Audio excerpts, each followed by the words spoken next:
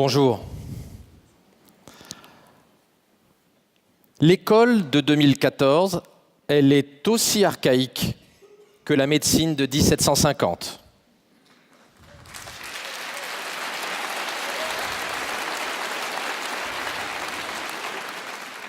L'école n'a pas évolué depuis plusieurs siècles. Il y a quelques petites différences. De mon temps, le tableau était noir. Aujourd'hui, il est blanc. Cet immobilisme de l'école est aujourd'hui intenable pour trois raisons. La première, c'est que la guerre des cerveaux a commencé. Nous avons voulu une économie de la connaissance. Nous l'avons. Et dans une économie de la connaissance, le seul carburant, c'est le neurone, l'innovation, le quotient intellectuel. Dans le monde des algorithmes, des inégalités incroyables se créent entre les gens les plus innovants, les plus doués et les gens moins doués. Un exemple absolument caricatural résume bien cette situation. WhatsApp, 55 salariés, 4 ans d'existence. Ça vaut 19 milliards. Peugeot, plus d'un siècle, plus de 100 000 salariés. Ça vaut 12 milliards de dollars. 55 petits génies au quotient intellectuel stratosphérique créent plus de valeur économique en 4 ans que plus de 100 000 salariés dans une entreprise qui a plus d'un siècle. La deuxième raison pour laquelle le statu quo est absolument intenable, c'est qu'après un départ raté dans les années 60, la robotique et l'intelligence artificielle arrivent maintenant vraiment à maturité. Le neurone a 550 millions d'années, le transistor 60 ans. Le transistor, le microprocesseur, sont 10 millions de fois plus jeunes que nos neurones. Dans 40 ans, ou quelque chose comme ça, le transistor aura dépassé les capacités du cerveau biologique. Cette course est perdue. Entre l'ENIAC, à l'issue de la guerre, fondé par le génial Turing, et ses 350 opérations par seconde, et le Tian-2, qui fait 33 millions de milliards d'opérations par seconde, et le milliard d'opérations est pour 2019. Il y a un saut extraordinaire. Cette explosion de la puissance informatique permet aujourd'hui l'émergence d'une robotique de deuxième génération, dont Google est le leader mondial. Google qui a racheté 8 des plus belles entreprises mondiales de robotique. La Google Car n'est d'ailleurs qu'une forme particulière de robot.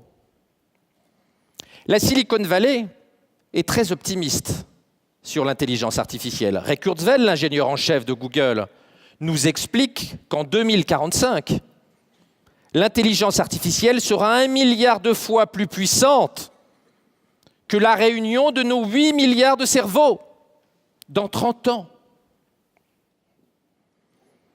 Cela alarme beaucoup de gens. Bill Gates, qui n'est pas connu pour être un plaisantin, estime qu'en 2035, c'est-à-dire dans 20 ans, aussi près de nous que la mort de François Mitterrand, la moitié des métiers auront été remplacés par les automates intelligents, issus de la fusion de l'intelligence artificielle et de la robotique. Il cite même les infirmières dont il prévoit qu'elles seront remplacées par des automates à cette date-là. Une immense crainte se fait jour. L'éducation n'est pas adaptée à permettre à nos enfants de lutter face aux automates de deuxième génération. La troisième raison pour laquelle le statu quo est impensable à l'école, c'est que la société de demain n'acceptera plus les inégalités de quotient intellectuel. En moyenne, dans cette salle, vous avez 130 de quotient intellectuel. La moyenne française est de 100. Tout le monde trouve ça normal. En réalité, c'est intolérable. Les inégalités de quotient intellectuel sont la dernière des grandes inégalités, bien plus que les différences d'argent. Et les différences intellectuelles sont la mère de toutes les inégalités. Entre les gens les plus doués et les moins doués, il y a 14 ans de différence d'espérance de vie, un écart de revenus de 1 à 15, d'immenses différences de catégories sociales, de diplômes et d'accès à la culture. En 1750, on acceptait qu'un enfant pauvre meure dans la rue sans soins. Aujourd'hui, c'est intolérable. Aujourd'hui, nous acceptons des inégalités énormes de capacité intellectuelle. La société du futur ne les acceptera plus. En définitive, la révolution des NBIC, c'est-à-dire des nanotechnologies, biotechnologies, de l'informatique et puis de la cognitique, c'est-à-dire l'intelligence artificielle, les neurosciences et la robotique, sont en train de bouleverser la société et de bouleverser le marché du travail. L'école, telle que nous la connaissons aujourd'hui, est absolument disqualifiée pour permettre à nos enfants de se battre dans un monde où les automates intelligents seront omniprésents dans les décennies prochaines.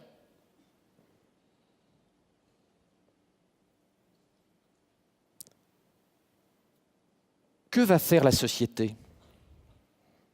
Que va décider la société ? À mon avis, la société va demander que l'école utilise toutes les ressources des technologies NBIC pour répondre à ces défis. Demain, l'école utilisera des MOOC, c'est-à-dire un enseignement online de deuxième génération, des technologies de renforcement cérébral qu'on appelle le neuroenhancement. Elle acceptera le dopage légal. Elle acceptera dans le futur des implants intracérébraux pour nous augmenter. Et elle acceptera l'eugénisme intellectuel par la sélection des embryons.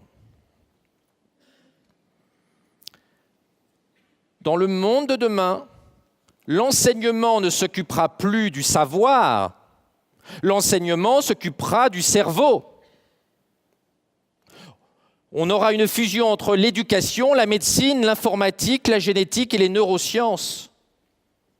Et l'enseignant deviendra un neurohacker. Il y a encore du travail. Deviendra un neuroculteur.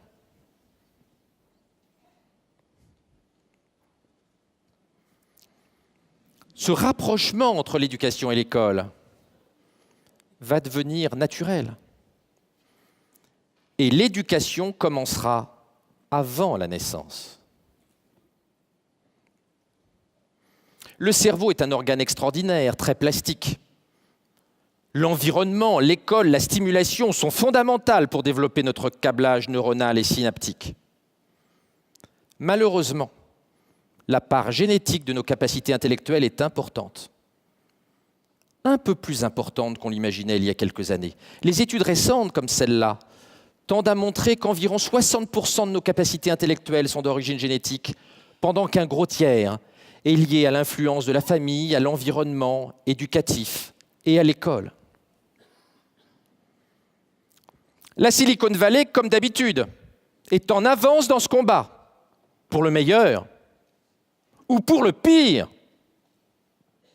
Vous avez là le brevet déposé par 23andMe, filiale génomique de Google, dirigée par l'ex-femme de Sergey Brin, le cofondateur de Google, sur le bébé à la carte et la sélection génétique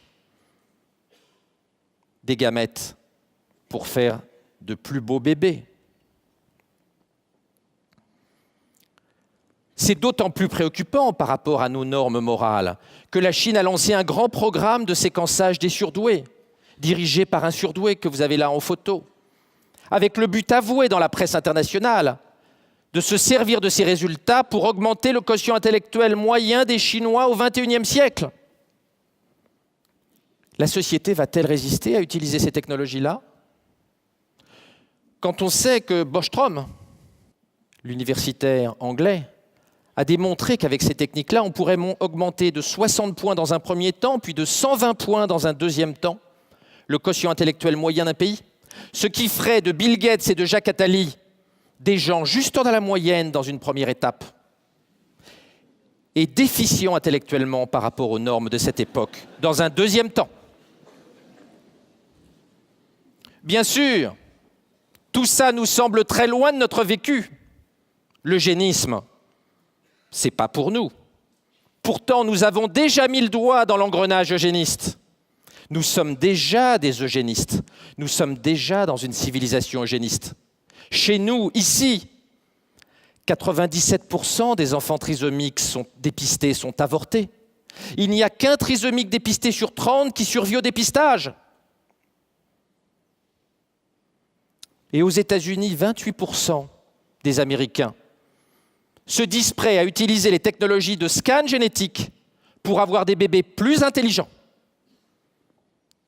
Que feront les parents des 72% restants ?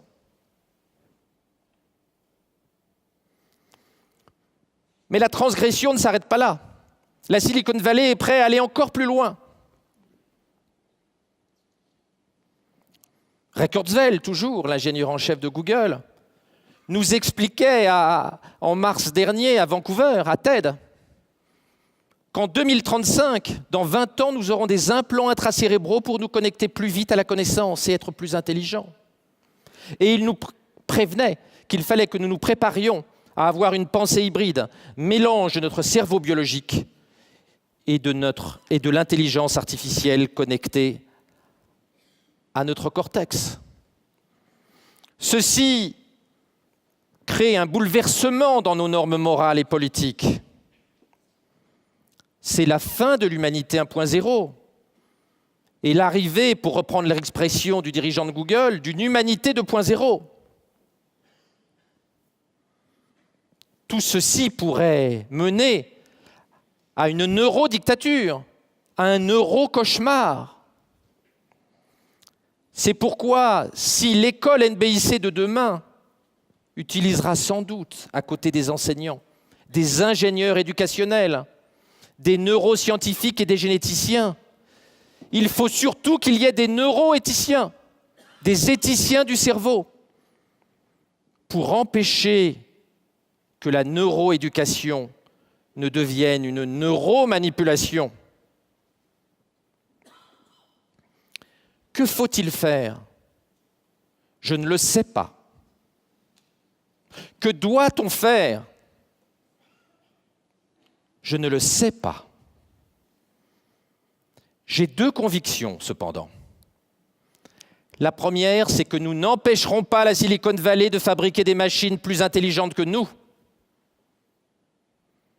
Comme le dit Sergey Brin, le cofondateur de Google, nous ferons des machines qui raisonnent, qui pensent et qui font les choses mieux que nous. Dans ce cadre-là,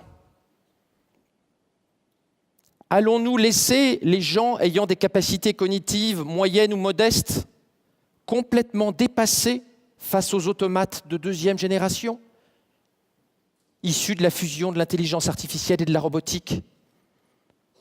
Je ne crois pas que ce soit possible. Et ma deuxième conviction, c'est que si nous décidions collectivement, politiquement, dans les années et les décennies qui viennent, de bloquer les technologies permettant de réduire les inégalités de quotient intellectuel, nous serions jugés très sévèrement par les générations futures. En réalité, nous sommes tous d'horribles neuroconservateurs qui se satisfont très bien d'intolérables inégalités de quotient intellectuel. Je vous remercie.